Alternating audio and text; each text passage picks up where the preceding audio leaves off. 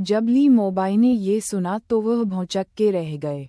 उसने निंग ज़ेग्सुआन की ओर देखा और फुसफुसाया, ज़ेग्सुआन, मास्टर ने कहा था कि दूसरों की पीठ पीछे उनके बारे में बात न करें। हाँ, वरिष्ठ भाई। निंग ज़ेग्सुआन आज्ञाकारी था और उसने सहमत होने के लिए तुरंत अपना सिर नीचे कर लिया। अरे, वह यहांग भी यहाँ है। यूयू की आंखें चमक उठीं जब उसने किसी परिचित को देखा। जियान ए को आश्चर्य हुआ। जब उन्होंने ये नाम सुना तो सभी लोग एक ही समय में पीछे मुड़ गए। ये स्पष्ट था कि वे इस व्यक्ति को जानते थे। हालांकि हे यहांग औसत दिख रहा था। उसका सिर गंजा था और वह भीड़ के बीच बहुत आकर्षक लग रहा था। हालांकि उन्होंने दूसरी ओर देखने से पहले केवल हल्के से उसकी ओर देखा। वह यहांग कौन है? जियान ए ने बेशर्मी से पूछा। उनकी प्रतिक्रियाओं ने उनकी जिज्ञासा जगा दी। क्यूई वेई की अभिव्यक्ति सबसे बदसूरत थी और उसने ठंडे स्वर में कहा, एक गद्दार।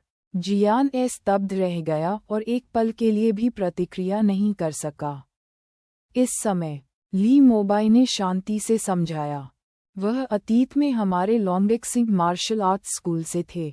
बाद में किसी कारण से वह झेनहुआ मार्शल आर्ट्स स्कूल में स्थानांतरित हो गए। ली मोबाई ने सटीक कारण नहीं बताया, लेकिन जियान ए के लिए अनुमान लगाना मुश्किल नहीं था। इसका कारण ये था कि उन्हें लगता था कि लॉन्गेक्सिंग मार्शल आर्ट्स स्कूल अब पहले जितना गौरवशाली नहीं रहा और यह अपने चुनौती रिकॉर्ड में बार बार विफल रहा है। उन्हें लगा कि लॉन्गेक्सिंग मार्शल आर्ट्स स्कूल का शिष्य बने रहना शर्मनाक होगा। दूसरे पक्ष में करीब 10 लोग थे, चूंकि ऊपर कोई निजी कमरा नहीं था और एक वर्गाकार मेज नीचे उन सभी को फिट नहीं कर सकती थी। वे केवल 2 वर्गाकार मेजों को मिलाने के बाद ही एक साथ बैठ सकते थे। अप्रत्याशित रूप से वेटर लोगों के समूह को जियान ए की मेज की ओर ले आया। ओह, देखो ये कौन है? वे स्वाभाविक रूप से एक दूसरे से मिलने से बच नहीं सकते थे। हालांकि जब वे मिले तो उनमें से एक ने अजीब स्वर में बात की। स्वाभाविक रूप से अन्य लोगों ने भी इसे देखा और उन्होंने तुरंत उपहास के साथ बात की। हे, क्या ये सभी लॉन्गेक्सिंग मार्शल आर्ट्स स्कूल के छात्र नहीं हैं? उनमें से एक ने बोला और सभी शब्द पर जोर दिया। ये स्पष्ट था कि वह लॉन्गेक्सिंग मार्शल आर्ट्स स्कूल में कम संख्या में शिष्यों का मजाक उड़ा रहा था।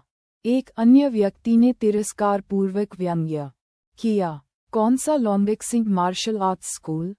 उनके दरवाजे पूरे दिन बंद रहते हैं।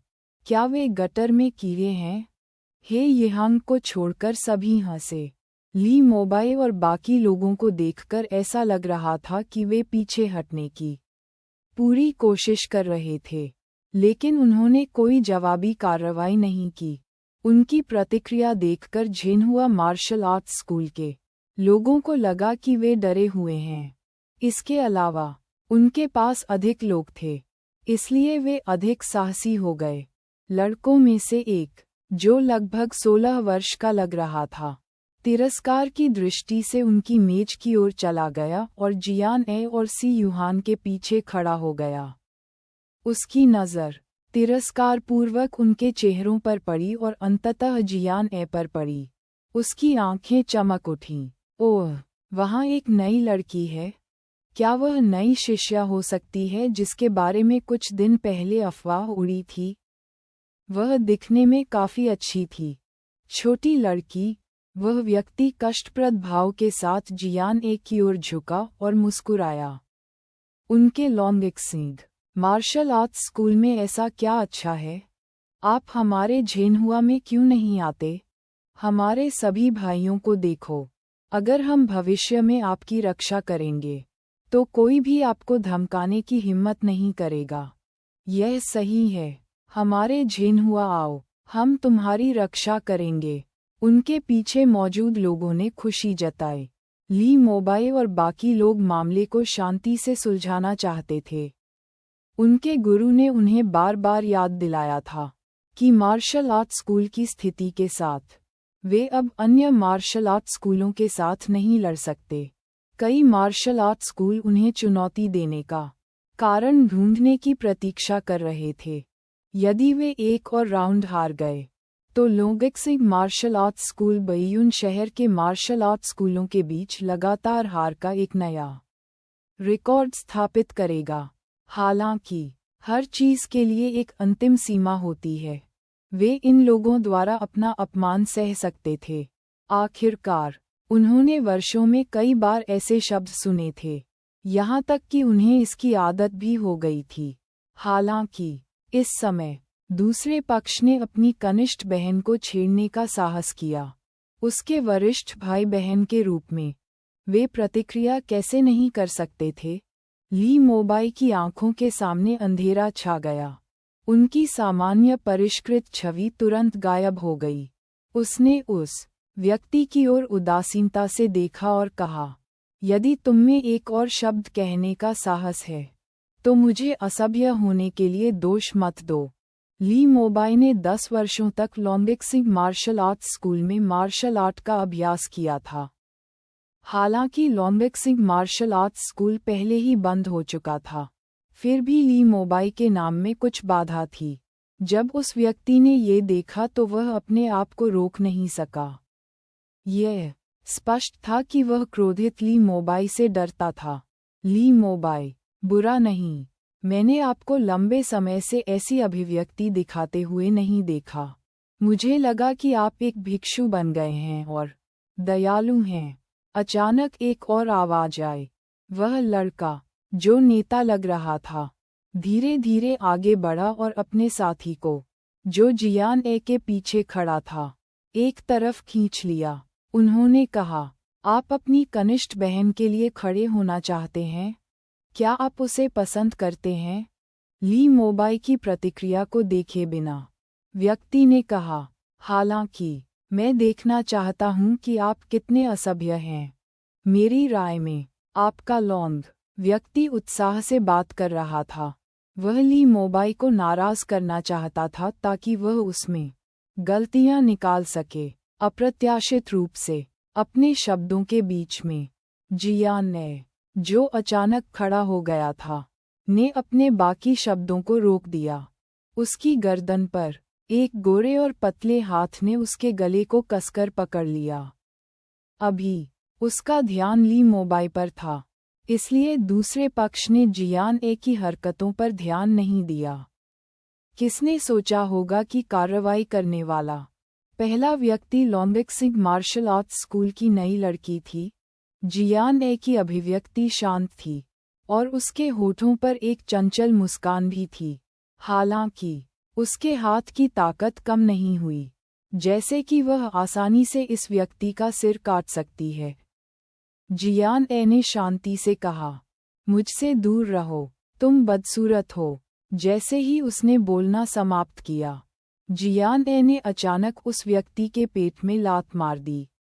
किसी ने सोचा होगा कि एक लड़की में थोड़ी ताकत है, लेकिन उन्हें उम्मीद नहीं थी कि वह व्यक्ति सीधे उड़ जाएगा और अपने पीछे के साथी को मार देगा। वह उसके साथ ही गिर गया। आस्क, कितना कमजोर। जियान ए ये कहने से खुद को नहीं रोक सकी। उसकी आंखें तिरस्कार से भर गईं। वह पहला व्यक्ति जो उसके पीछे खड़ा था और उसका उपहास कर रहा था, अब उसके पास था। ये दृश्य देखकर वह भयभीत होकर अपनी आंखें चौड़ी किए बिना नहीं रह सका। ये स्पष्ट था कि जियान ए ने उसे डरा दिया था। जियान ए ने तुरंत उसकी ओर देखा, उसे इतना डरा दिया कि वह मदद नहीं कर सका, लेकिन 2 कदम पीछे हट गया। TSK, जियान ए ने व्यंग्य किया, आप अभी भी इस कायरतापूर्ण नज़र से मेरी रक्षा करना चाहते हैं? घुटने टेकें और मुझे सिस्टर ए कहें, और मैं आपकी रक्षा करने पर विचार करूंगा। जियान ए ने तिरस्कार में अपना सिर हिलाया और उस व्यक्ति की ओर देखा। नहीं, वह भी काम नहीं करेगा। तुम योग्य नहीं हो। जो लोग भूमि पर गिरे पड़े थे वे उठ खड़े हुए। जियान ए ने नेता को लात मारी और उसे अपने पेट में हलचल महसूस हुई। वह काफी देर तक झुका रहा और ठीक नहीं हो सका। इस लड़की को इतनी ताकत कहाँ से मिली? उसकी लात ने उसके अंगों को लगभग अपनी स्थिति से भटका दिया। ये देखकर बाकी लोग आगे बढ़े। ली मोबाई और बाकी लोग एक ही समय पर खड़े हो गए। वे स्पष्ट रूप से लड़ने के लिए तैयार थे। क्यूई वेई की निगाहें ठंडी थीं क्योंकि उसने कहा, यदि आप लड़ना चाहते हैं तो हम आपका साथ देंगे, लेकिन आपको इस पर सावधानी से विचार करना होगा। आपके पास हमसे कुछ ही अधिक लोग हैं। लेकिन क्या आप वास्तव में सोचते हैं कि आप लोंगक्सिंग के मुकाबले के हैं? जब दूसरे पक्ष ने ये सुना तो वे सभी ऐसे दिखे जैसे उनमें ऊपर जाने की हिम्मत नहीं थी। क्यूई वेई सही थे। हालांकि लोंगक्सिंग मार्शल आर्ट्स स्कूल में कुछ लोग थे, लेकिन वे सभी विशेषज्ञ थे जिन्होंने कई वर्षों तक मार्शल आर्ट का अभ्यास किया था। यदि कोई चुनौती सामने आती है तो हर कोई एक साथ कम से कम 3 लोगों से लड़ सकता है। हालांकि अंत में वे फिर भी हारेंगे, लेकिन वे ताकत में नहीं बल्कि संख्या में हारे।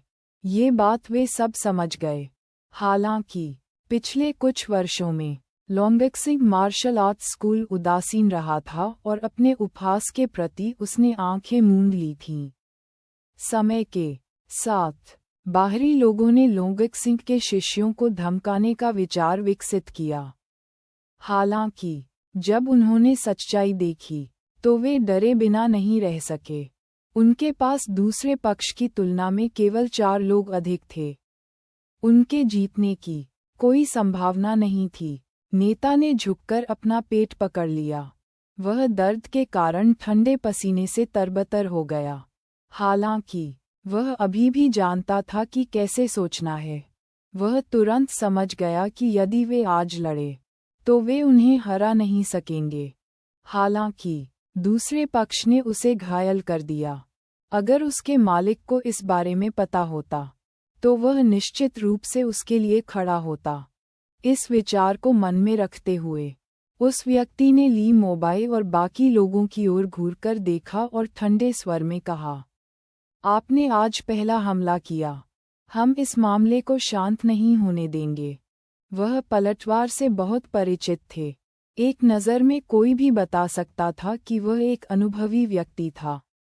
जब ली मोबाई और बाकियों ने दूसरे पक्ष की आवाज़ सुनी तो उन्हें पता चल गया कि उसके पास कुछ है और वह परेशानी पैदा करने के लिए उनके मार्शल आर्ट स्कूल में आ रहा था।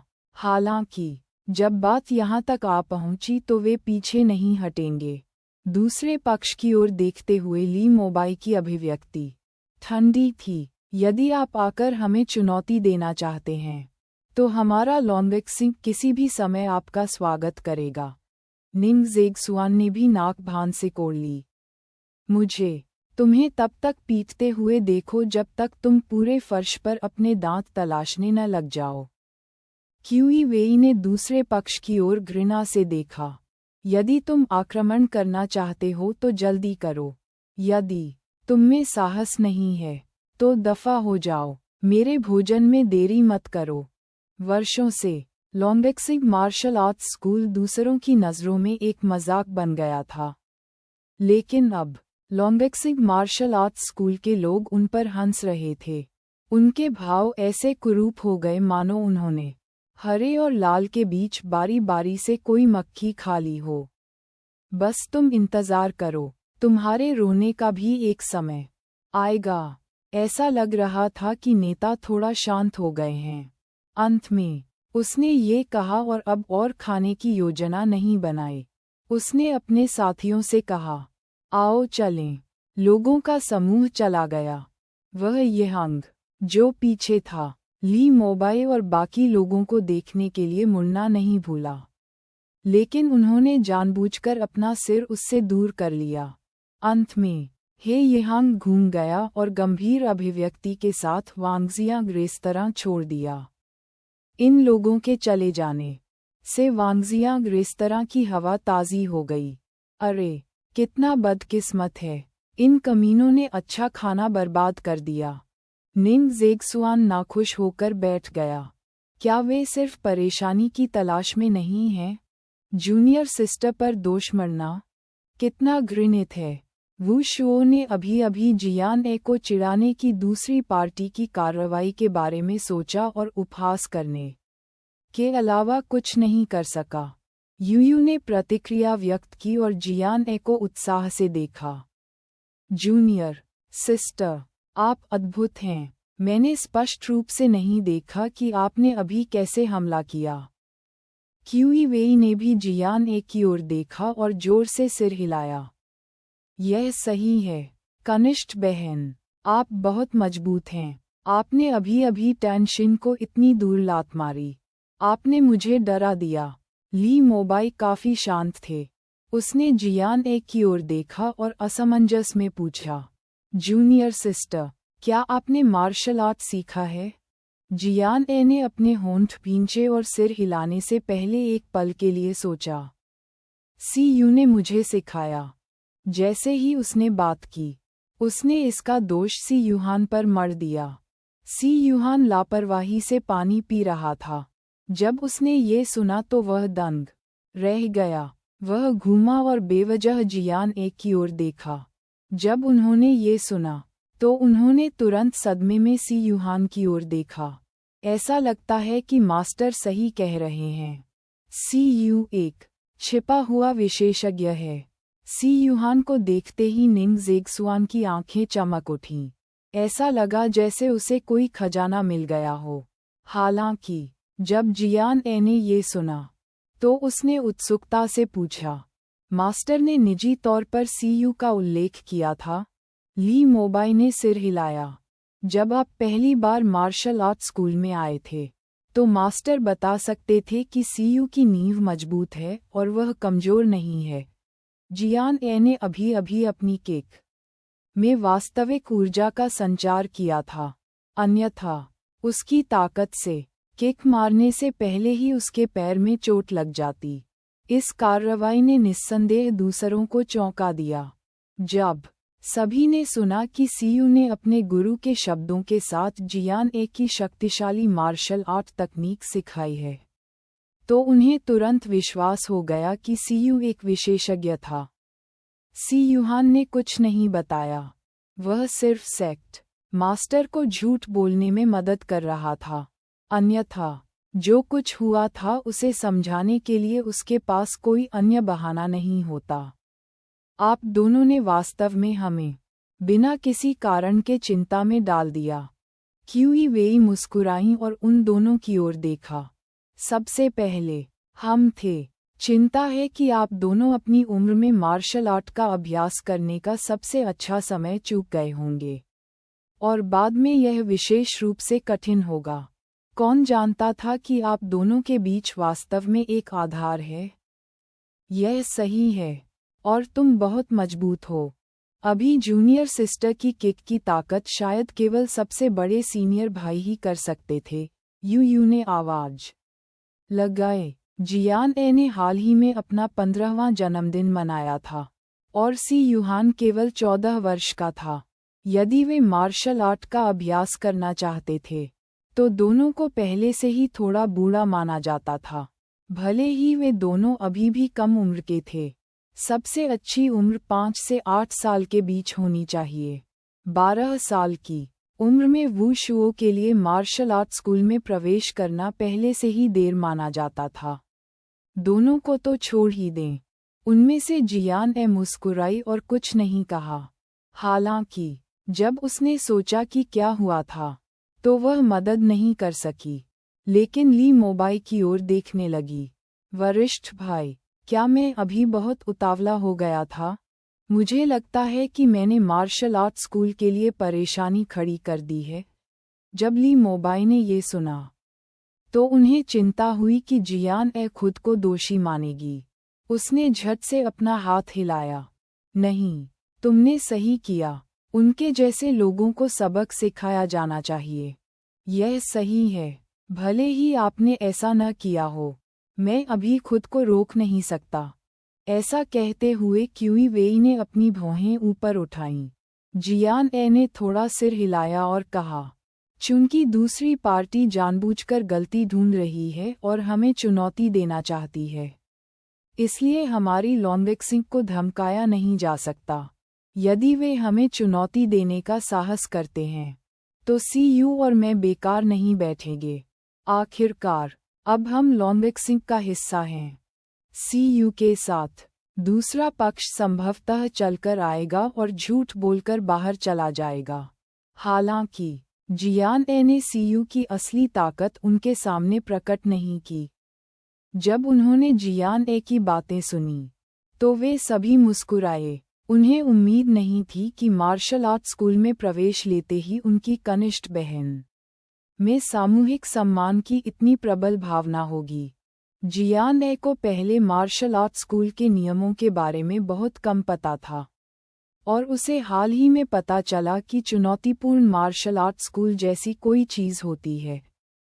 वह शुरू में केवल मार्शल आर्ट का अभ्यास करने के लिए एक मार्शल आर्ट स्कूल ढूंढना चाहती थी। उसे उम्मीद नहीं थी कि उसके बाद क्या होगा। वह मार्शल आर्ट स्कूल में सभी को पसंद करती है और वे उसके प्रति भावुक और मिलनसार थे। जब दूसरे पक्ष ने अभी उसे उकसाया तो उन्होंने इसे तब तक सहन किया जब तक कि उन पर संकेत नहीं दिए गए। तभी उन्हें हमला करने की इच्छा हुई। जियान ए ने ये सब देखा और बहुत प्रभावित हुआ। इसलिए जैसा कि उसने कहा था, वह वास्तव में अब खुद को मार्शल आर्ट स्कूल के सदस्य के रूप में मानती है। जैसा कि कहा जाता है, अच्छे या बुरे के लिए एक साथ बंधे रहें। वह असहाय होकर नहीं देखती थी क्योंकि अन्य मार्शल आर्ट स्कूल उन्हें धमकाते थे। बिन्हाई पार्क में प्रोडक्शन टीम ड्रेसिंग रूम में हे जियाई एक पथरीले चेहरे के साथ दर्पण के सामने बैठी थी। वह अपने दोपहर के भोजन को उसके सामने बिल्कुल भी नहीं छूती थी। वह इतनी गुस्से में थी कि किसी को भी उसके पास जाने की हिम्मत नहीं हुई। उसके प्रबंधक सन डोंग बाहर से उसकी ओर दौड़े। उसने दर्पण के सामने हे जियाई को देखा और जब उसने देखा कि उसने अपना मेकअप नहीं लगाया है तो वह दंग रह गया। क्या कर रहे हो? फिल्मांकन 1 घंटे में शुरू होगा। आप जियाई का मेकअप क्यों नहीं कर रही हैं? सुन डोंग ने ठंडे स्वर में मेकअप आर्टिस्ट से पूछा। मेकअप आर्टिस्ट भी हे जियाई की टीम से था, जिसके सन डोंग के साथ अच्छे संबंध थे। ये सुनकर उसने अपना सिर हिलाया और सन डोंग की ओर देखा। ये देखकर सुन डोंग ने हैरान होकर दर्पण में हे जियाई को देखा। ये देखकर कि वह अच्छी नहीं लग रही थी, वह मदद नहीं कर सका लेकिन आगे बढ़ा और धीरे से पूछा, जियाई, क्या गलत है? तुम्हें किसने नाराज किया? जब उसने देखा कि उसने दोपहर का भोजन नहीं किया है, तो उसने कहा, भले ही तुम क्रोधित हो, तुम्हें खाना पड़ेगा। दोपहर में 4 दृश्य हैं, अन्यथा आप कैसे बने रह सकते हैं? जब हे जियाई ने ये सुना तो उसने सन डोंग की ओर नहीं देखा और बस एक नकली मुस्कान खींच ली। 4 दृश्य? हाँ, उसका स्वर सुनकर सन डोंग को संदेह हुआ। हे जियाई के सहायक ने आह भरी और कहा। हे जियाई की ओर से सन डोंग ने कहा, आज दोपहर के लिए उनके 2 दृश्य काट दिए गए। क्या? सुन डोंग हैरान रह गया। जियाई के दृश्य फिर से हटा दिए गए? वह तुरंत क्रोधित हो गया। फिल्मांकन शुरू होने के बाद से ये तीसरी बार था जब हे जियाई के दृश्य हटाए गए। इसका क्या मतलब था? क्या उसे जानबूझकर निशाना बनाया जा रहा था? इससे पहले कि सन डोंग भड़क सके, सहायक ने हल्के से कहा, जिया क्विंगहुआन को आज अतिरिक्त 3 और दृश्य मिले। सन डोंग। ये हास्यास्पद था। सन डोंग की अभिव्यक्ति अच्छी नहीं लग रही थी। वह हे जियाई के प्रबंधक थे। चूंकि उनके कलाकार के दृश्य हटा दिए गए थे, इसलिए स्वाभाविक रूप से उन्हें गर्व महसूस नहीं हुआ। वांग यिमिंग ने जानबूझकर ऐसा किया है ना? जिया क्विंगहुआन का अभिनय कितना भी अच्छा क्यों न हो, क्या उसके लिए इस तरह के दृश्य जोड़ना उचित है? क्या उसने स्क्रिप्ट पर विचार नहीं किया? तीसरी महिला मुख्य भूमिका में हमारी जीआई दूसरी महिला नायिका की तुलना में अधिक दृश्य हैं। सन डोंग ने गुस्से में कहा। एक अन्य सहायक ने असहाय होकर कहा। निर्देशक वांग ने कहा कि कथानक की तर्कसंगतता के कारण उन्हें हटाना पड़ा। कौन नहीं जानता कि वांग यिमिंग उस लड़की को साइन करना चाहता है? वह स्पष्ट रूप से अपनी सद्भावना दिखाने की कोशिश कर रहा है। सन डोंग गुस्से में था। जितना अधिक उसने इसके बारे में सोचा, उसे उतना ही अधिक दुख महसूस हुआ। वह मुड़ा और बोला, मैं उसे ढूंढने जाऊंगा। रुकना। हे जीआई ने अचानक सुन डोंग को रोका और ठंडे स्वर में कहा, आपको इस बारे में बात करने से क्या फ़ायदा? अगर हम वांग यिमिंग को नाराज करते हैं, तो मुझे अब टेलीविज़न उद्योग में रहने की ज़रूरत नहीं है। जब सन डोंग ने ये सुना, तो उसका दिल जोर से धड़क उठा। दरअसल, वे वांग यिमिंग और बाकियों को नाराज करने का जोखिम नहीं उठा सकते थे। लेकिन क्या आप उसे इस तरह अपने दृश्य हटाने देंगे? ये पहले से ही तीसरी बार है। चौथी या पांचवीं बार भी हो सकता है। सन डोंग ने कहा, ये देखकर कि उसके आसपास हर कोई उसके बारे में सोच रहा था और उसके लिए न्याय की गुहार लगा रहा था। हे जीआई के मूड में थोड़ा सुधार हुआ लग रहा था। उसने केवल आह भरते हुए कहा, भूल जाओ, ऐसा ही होगा। वैसे भी वेतन कम नहीं हुआ, इसलिए मैं अभी भी खुश और निश्चिंत हूँ। भले ही जिया क्विंगहुआन ने 10 और दृश्य जोड़े, फिर भी उसके पास मेरे जितने दृश्य नहीं होंगे। यही सच था। जिया क्विंगहुआन मुख्य किरदार की बहन के रूप में अभिनय कर रही थीं। चाहे उनके कितने भी दृश्य हों, उनके लिए महिला सहायक भूमिका से अधिक दृश्य होना असंभव था। ऐसा लगता है कि निजी सहायक ने कुछ सोचा है। उसकी आंखें घूम गईं, और वह उन्हें देखने के लिए अपनी आवाज़ धीमी करने से खुद को नहीं रोक सकी। आपने शायद नहीं सुना, है ना? जिया क्विंगहुआन ने गुप्त रूप से किसी अन्य कंपनी के साथ हस्ताक्षर किए। निदेशक वांग को अभी तक इस बारे में पता नहीं होगा। अगर उन्हें पता चलता है कि जिस व्यक्ति का उन्होंने पता लगाया है, उसने उनके साथ नहीं बल्कि किसी अन्य कंपनी के साथ हस्ताक्षर किए हैं, तो क्या आपको लगता है कि निदेशक वांग उन्हें बाहर कर देंगे? इन शब्दों ने तुरंत उनका ध्यान आकर्षित किया। वह जीआई और भी अधिक हैरान था। उसने दूसरी कंपनी के साथ अनुबंध किया। कौन सी कंपनी? सहायक ने सिर हिलाया। मैं इसके बारे में निश्चित नहीं हूँ। मैंने इसे केवल कुछ अतिरिक्त लोगों से सुना था जब वे बातचीत कर रहे थे। जैसा कि आप जानते हैं, जिया क्विंगहुआन के आमतौर पर प्रोडक्शन टीम में अतिरिक्त लोगों के साथ अच्छे संबंध हैं। खबर विश्वसनीय होनी चाहिए। क्या यह व्यक्ति मूर्ख है? वह वांग यिमिंग की कंपनी के साथ अनुबंध नहीं करेगी?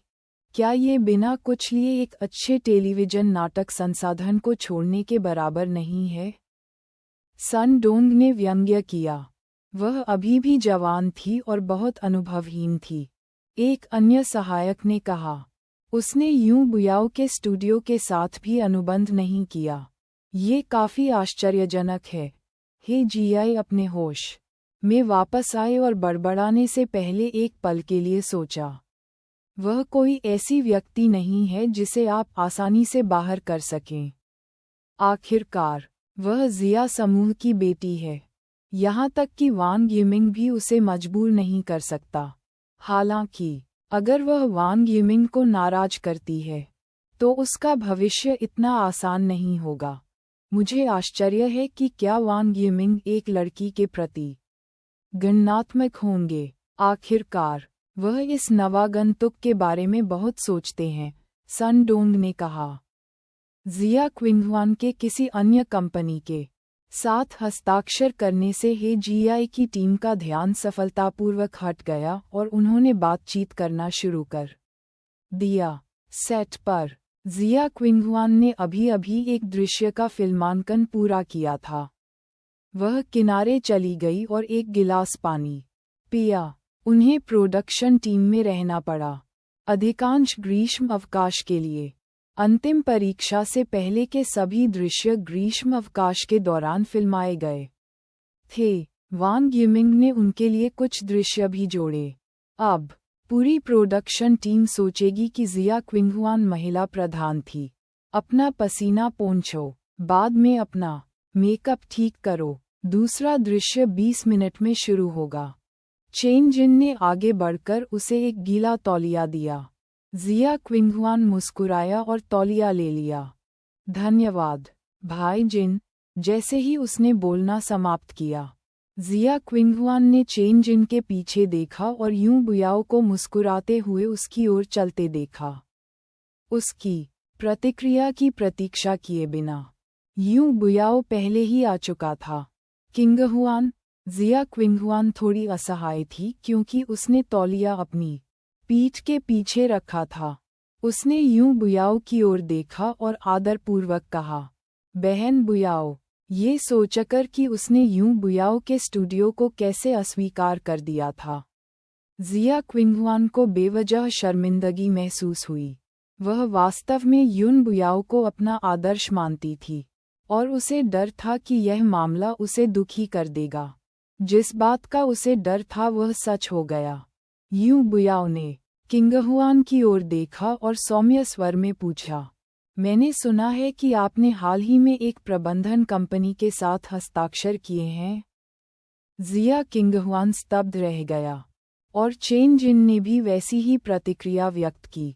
थोड़ी देर बाद चेन जिन ने किंगहुआन के लिए बात की, बहन बुयाओ, मुझे खेद है। किंगहुआन के साथ चर्चा करने के बाद हमने अभी भी वही कंपनी चुनी है जिसमें हम इस समय हैं।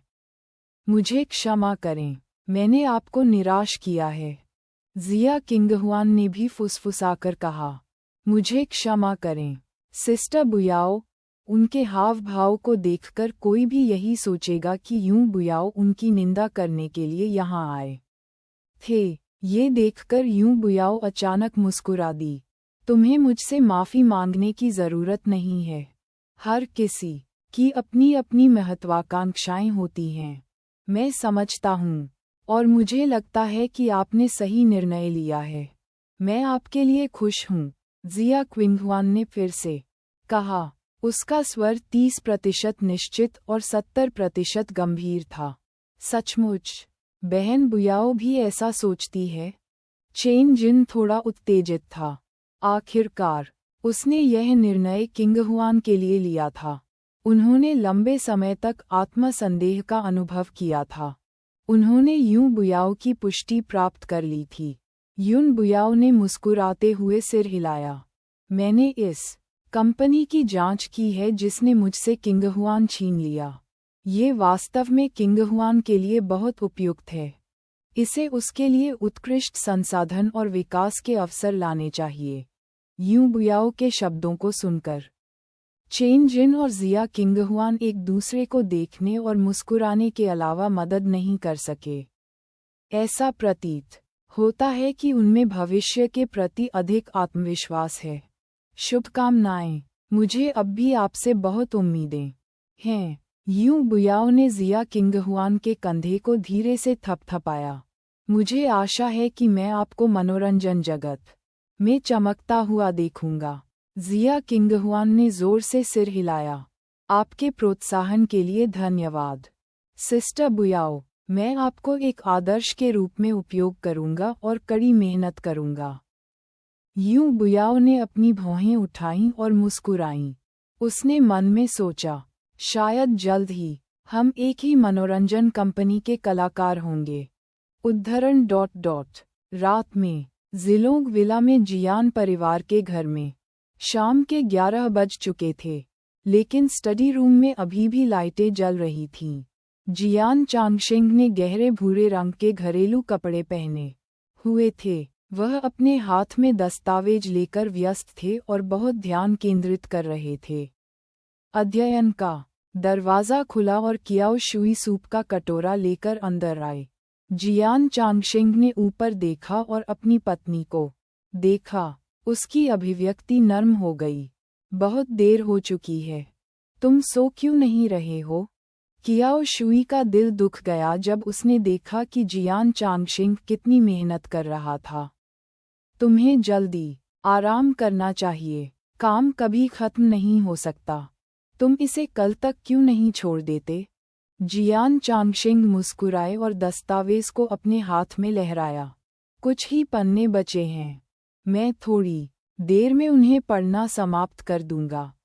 वह जानती थी कि वह ऐसा कहेगा। हालांकि कियाओ शुई को असहाय महसूस हुआ, फिर भी वह इतने सालों तक शादीशुदा रहने के बाद भी जियान चांगशेंग को समझती थी। उसे मनाए बिना उसने जियान चांगशेंग के सामने अपने हाथों में सूप रखा और कहा, ये कछुआ सूप है जिसे नानी जू ने बनाया है। इसे गर्म होने पर पिएं। जियान चांगशेंग ने सिर हिलाया और एक घूंट लिया। उसने इसे चखा और प्रशंसा किए बिना नहीं रह सका। ये स्वादिष्ट है। ये देखकर कियाओ शुई मुस्कुराए बिना नहीं रह सकी। उसने लापरवाही से मेज पर रखे दस्तावेज पर नजर डाली। जब उसने सामग्री देखी तो उसने उत्सुकता से पूछा, एक मनोरंजन पार्क परियोजना? कंपनी अभी भी इस परियोजना की योजना बना रही है? जियान चांगशेंग ने सिर हिलाया। बैयून शहर देश का एक बड़ा आर्थिक शहर है और पर्यटन उद्योग अधिक विकसित हो रहा है। एक मनोरंजन पार्क निश्चित रूप से एक आशाजनक परियोजना होगी। हालांकि इसके लिए जमीन के एक बड़े टुकड़े की जरूरत है। कंपनी ने मेरे लिए जमीन के कुछ टुकड़े सूचीबद्ध किए हैं और मैं उनकी स्क्रीनिंग कर रहा हूँ। मूल रूप से सिटी हॉल नीलामी में वानबाओ जिले में जमीन का एक बड़ा टुकड़ा था। क्षेत्र और स्थान बहुत अच्छे थे, लेकिन मैंने इसे खो दिया।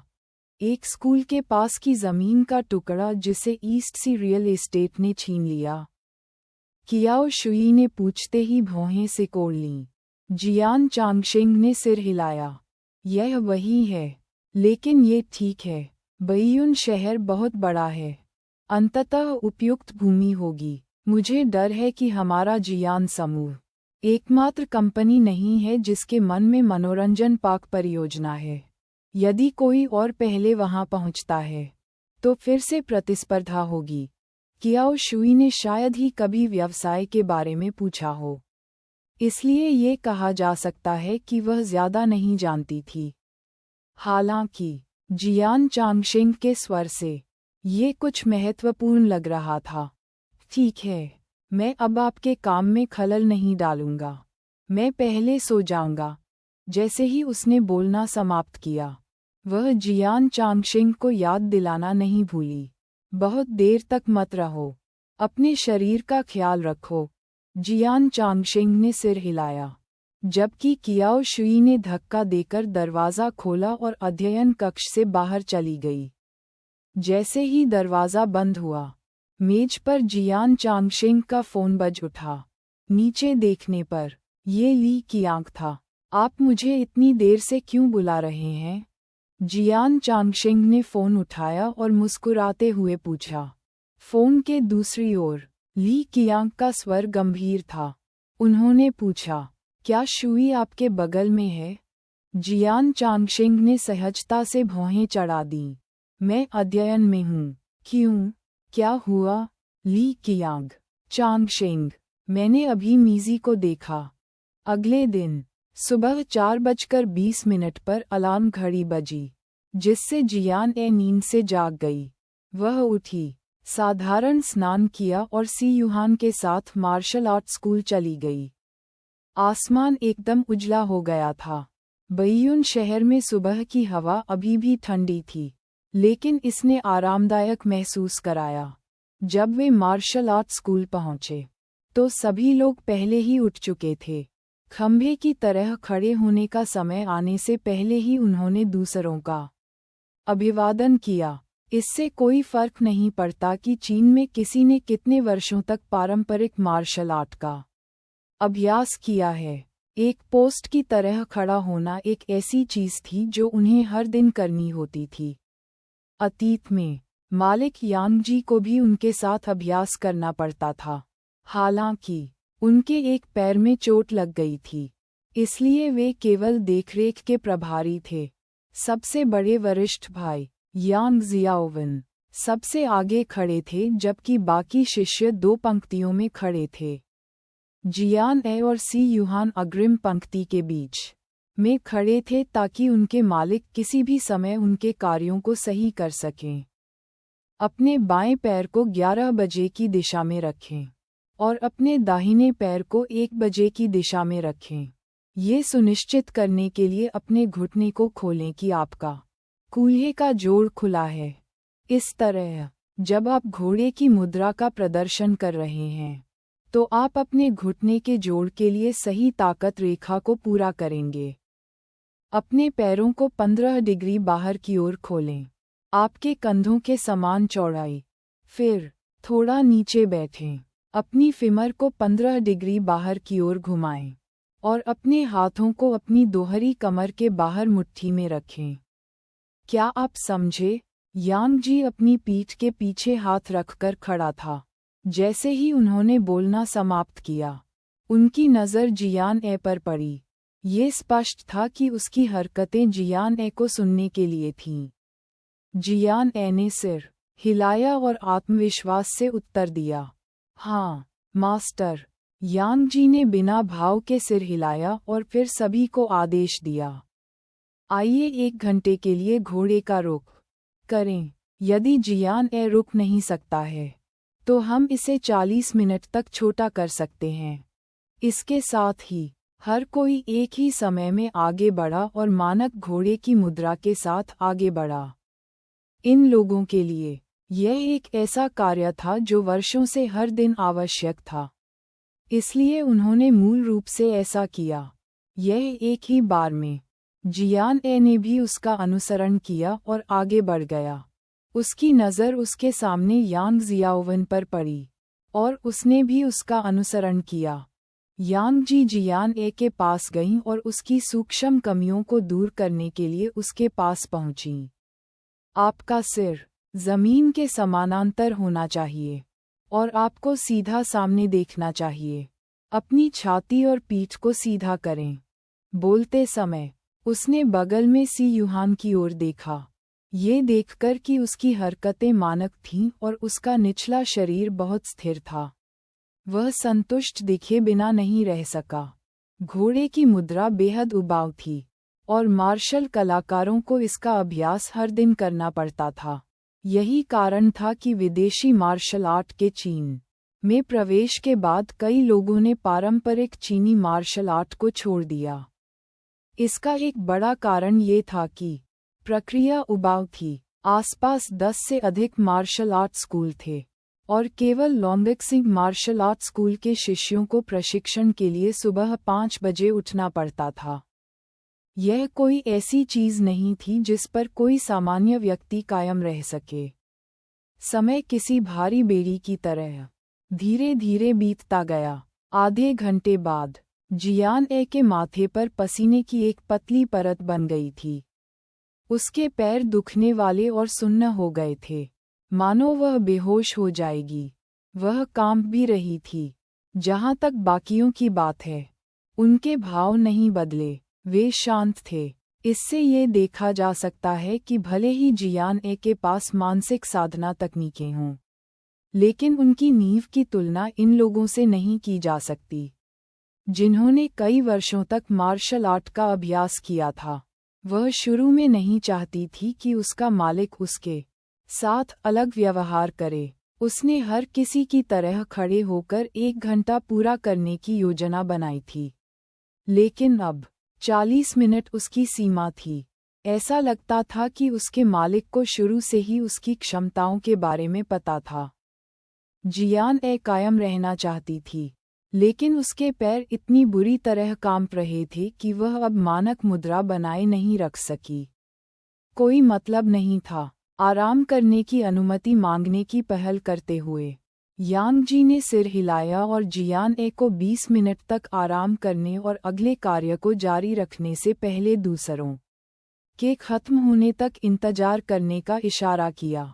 उसने अपने सुन्न पैरों को पत्थर की सीढ़ियों पर खींच लिया और बैठ गई। जियान ए को लगा कि उसके पैर अब उसके नहीं रहे। कुछ होश में आने से पहले उसने उन्हें जोर से खटखटाया और मसला। 20 मिनट बाद सभी लोग खड़े हो चुके थे। आराम न मिलने पर उन्होंने वजन लेकर दौड़ना शुरू कर दिया। मार्शल आर्टिस्ट अपनी पीठ या कंधों पर वजन नहीं उठाते थे। इसके बजाय उन्होंने प्रशिक्षण के लिए अपने बछड़ों पर रेत की बोरियां बांध दीं। ये प्रशिक्षण विधि किसी की कूदने की क्षमता और शरीर के हल्केपन को मजबूत कर सकती है। जियान ए अभी भी दूसरों से अलग था। उसके पैरों में केवल 5 किलोग्राम रेत की बोरियां बंधी थीं, जबकि अन्य में 10 किलोग्राम थीं। यांग जियाओवन 20 किलोग्राम के थे। उन्हें केवल विशाल मार्शल आर्ट क्षेत्र के चारों ओर एक चक्कर लगाने और एक चक्कर में मेढक कूदने की जरूरत थी। इसे पूरा करने के लिए उन्हें 5 बार यानी 10 चक्कर लगाने पड़े। जियान ए को केवल 3 बार बारी बारी करने की आवश्यकता थी, जो 6 राउंड था। ऐसा नहीं था कि यांग जी जियान ए के प्रति उदार थे, बल्कि इसलिए कि चरम सीमा तक धकेलने पर चीजें उल्टी पड़ जाएंगी। यह उसे उसके वर्तमान शारीरिक भार की सीमा तक उत्तेजित करने के लिए पर्याप्त था, जिसका कोई आधार नहीं था। यदि उसे अत्यधिक काम करने के लिए मजबूर किया गया, तो यह उसके शरीर के लिए हानिकारक होगा। जियान ए के लिए दौड़ना आसान था, लेकिन वजन के साथ मेढक कूदना थका देने वाला था। रेत का थैला केवल 5 किलोग्राम का था, लेकिन उसके पैरों से बांधने पर यह शीशे जितना भारी था। उसे आश्चर्य हुआ कि उसके सबसे बड़े भाई ने 20 किलोग्राम के साथ कैसे प्रशिक्षण लिया था। 6 राउंड के बाद जियान ए की शारीरिक फिटनेस अपनी सीमा तक पहुंच गई थी। उसने आंगन में एक खुबानी के पेड़ को पकड़ लिया और जोर जोर से हौंफने लगी। उसकी छाती में ऐसा लग रहा था जैसे आग लग गई हो, और उसका चेहरा लाल हो गया था। पसीने से उसके मार्शल आर्ट के कपड़े भीग गए थे। आपको कैसा लगता है? यांग जी आगे बढ़े और फिर जियान ए से पूछा।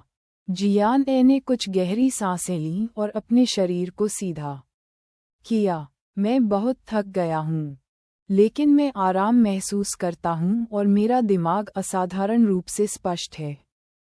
ये सुबह में मार्शल आर्ट का अभ्यास करने का लाभ है, यांग जी ने धीरे से कहा। प्राचीन काल में जो लोग मार्शल आर्ट का अभ्यास करने वालों ने मुर्गियों की आवाज सुनकर नृत्य शुरू करने पर ध्यान दिया। ऐसा इसलिए है क्योंकि हर दिन जब सूरज उगता है और चंद्रमा डूबता है, तो हवा अपने सबसे शुद्ध स्तर पर होती है। आप आधे प्रयास से दोगुना परिणाम प्राप्त करेंगे। जियान ए ने सिर हिलाया। मास्टर, क्या मैं इस समय अपने बड़े भाई बहनों की तुलना में बहुत कमज़ोर हूँ? मैं इस स्तर पर सांस भी नहीं ले सकता। ये सुनकर यांग जी हंसने और अपना सिर हिलाने के अलावा कुछ नहीं कर सके। आपको चिंता करने की ज़रूरत नहीं है। जब वे पहली बार आए, तो वे आपके जैसे थे। 5 मिनट तक खड़े रहने के बाद ज़ेग्सुआन के पैर कांपने लगे। लेकिन अब, क्या वह अपनी दैनिक सुबह की एक्सरसाइज आसानी से पूरी नहीं कर पा रहा है? नहीं, जब तक आप दृढ़ रहेंगे। ऐसा कुछ भी नहीं है जो आप नहीं कर सकते। जियान ने, मैं समझता हूँ, मास्टर, मैं दृढ़ रहूँगा। वेट रन और फ्रॉग जंप के बाद लगभग सुबह के 7 बज रहे थे। मार्शल आर्ट स्कूल ने शिष्यों की ऊर्जा को फिर से भरने के लिए उनके लिए नाश्ता तैयार किया था। नाश्ते के बाद अन्य प्रशिक्षण सत्र उनका इंतजार कर रहे थे। लोंगक्सिंग मार्शल आर्ट्स स्कूल का सीखने का समय सुबह था। ये भी एक पारंपरिक चीनी मार्शल आर्ट परंपरा थी। यह अन्य मार्शल आर्ट स्कूलों से भी अलग था जो केवल दोपहर में खुलते थे। जब वे खाना खा रहे थे तो उन्होंने एक अपरिचित मध्यम आयु वर्ग के व्यक्ति को देखा जो यांग जी से बात करते हुए यार्ड में आया था। क्या अब भी 1 महीना दूर नहीं है? वह किराया वसूलने में बहुत मेहनती है। निंग ज़ेगसुआन ने आंगन में अधेड़ उम्र के आदमी को देखा और तिरस्कार से अपने होंठ सिकोड़ लिए। वह शख्स इस मार्शल आर्ट स्कूल का जमींदार था। साफ था कि वह यहाँ किराए पर आया था। क्यूई वेई ने कहा।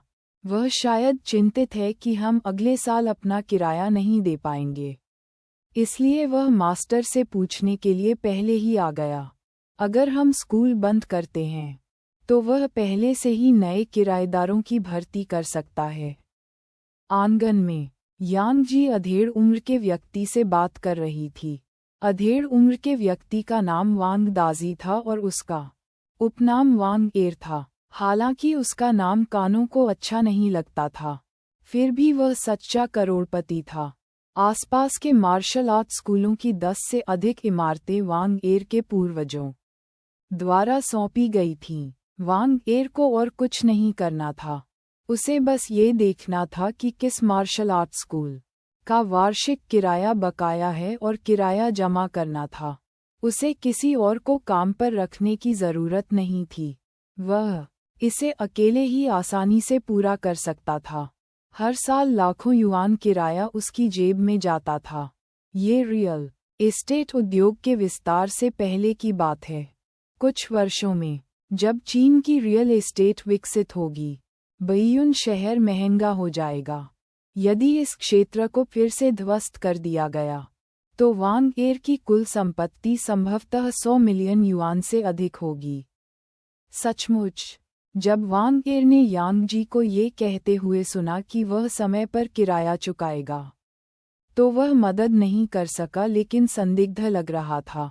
इसमें कोई आश्चर्य नहीं था कि उनकी ऐसी प्रतिक्रिया थी। लॉन्गबेक्सिंग मार्शल आर्ट स्कूल के व्यवसाय के बारे में आसपास के सभी लोग जानते थे। उसके जैसे मकान मालिक की तो बात ही छोड़ दें। उन्होंने ही पिछले साल 1 महीने के लिए किराया बढ़ाया था। यांग जी को उसे देने के लिए पर्याप्त धन इकट्ठा करना पड़ा। यांग जी ने सिर हिलाया। दाजी, चिंता मत करो, मैंने पैसे पहले ही तैयार कर लिए हैं। जब दिन आए तो तुम आकर ले लेना। यांग जी ने वांग एर को कभी भी उनके उपनाम से नहीं बल्कि उनके नाम से बुलाया। ये स्पष्ट था कि यह व्यक्ति धर्मात्मा था। इतने वर्षों तक उनके साथ बातचीत करने के बाद वांग एर ने कमोबेश यांग जी को समझा। वह ऐसा व्यक्ति नहीं था जो झूठ बोलना जानता हो। उसने तुरंत सिर हिलाया और आह भरी। ठीक है भाई यांग के शब्दों से मुझे राहत मिली है। इस वर्ष अन्य मार्शल आर्ट स्कूलों का किराया हमेशा की तरह बढ़ेगा, लेकिन आपके मार्शल आर्ट स्कूल व्यवसाय में सुधार नहीं हो रहा है।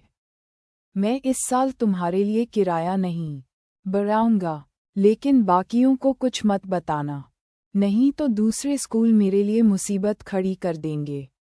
ठीक है, मेरा ख्याल रखने के लिए धन्यवाद दाजी। यांग जी ने ये सुनकर मुस्कुराते हुए कहा, मैं तुम्हें किसी और दिन शराब पिलाऊंगा। वांग एर ने मुस्कुराते हुए अपना हाथ हिलाया। हमारे परिवार कुछ पीढ़ियों से संपर्क में हैं। भाई यांग, मेरे साथ समारोह में खड़े मत होइए। मैं पहले अपनी छुट्टी लूंगा। जब पट्टा समाप्त हो जाता है मैं आऊंगा और पैसे ले लूंगा। यांग जी ने लौटने से पहले वांग एर को गेट पर भेजा। वांग एर, जैसे ही लॉन्गबेक्सिंग मार्शल आर्ट स्कूल का दरवाज़ा बंद हुआ, एक आवाज़ ने वांग एर को रोका, जो पत्थर की सीढ़ियों से नीचे जा रहा था।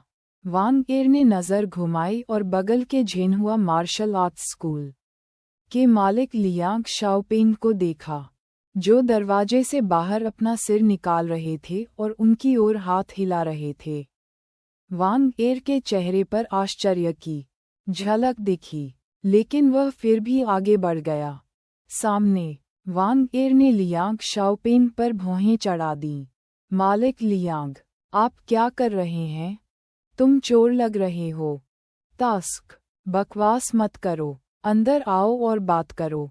लियांग शाओपिंग ने रहस्यमय तरीके से वांग एर को झेनहुआ के दरवाजे में खींच लिया और दरवाजा बंद कर दिया। लियांग शाओपिंग की अभिव्यक्ति देखकर वांग एर और भी आश्चर्यचकित हो गए। क्यों? क्या बात? लियांग शाओपिंग लगभग 1.85 मीटर लंबा और मोटा था। इस तरह के व्यक्ति को ईमानदार होना चाहिए। लेकिन लियांग शाओपिंग के पास चूहे की आंखों की एक जोड़ी थी जो चतुराई और गणना को दर्शाती थी। केवल उनकी उपस्थिति के कारण ही लोगों को उनके बारे में अच्छा प्रभाव डालने में कठिनाई होती थी, और वह अक्सर ऐसे काम करता था जो प्रस्तुत करने योग्य नहीं होते थे। लियांग शाओपिंग के पास चीन की पारंपरिक मार्शल आर्ट पृष्ठभूमि भी थी। 2 साल पहले पारंपरिक मार्शल आर्ट स्कूलों में विदेशी मार्शल आर्ट की आमद हुई। लियांग शाओपिंग परिवर्तन से गुजरने वाले पहले व्यक्ति थे। उन्होंने हाल ही में ताइक्वांडो और जूडो कोच भी नियुक्त किए हैं। ये दोनों अब उनके स्कूल के मुख्य व्यवसाय थे। हालांकि उनका व्यवसाय सर्वश्रेष्ठ नहीं था, फिर भी आसपास के दर्जन भर मार्शल आर्ट स्कूलों में यह औसत से ऊपर स्थान पर था।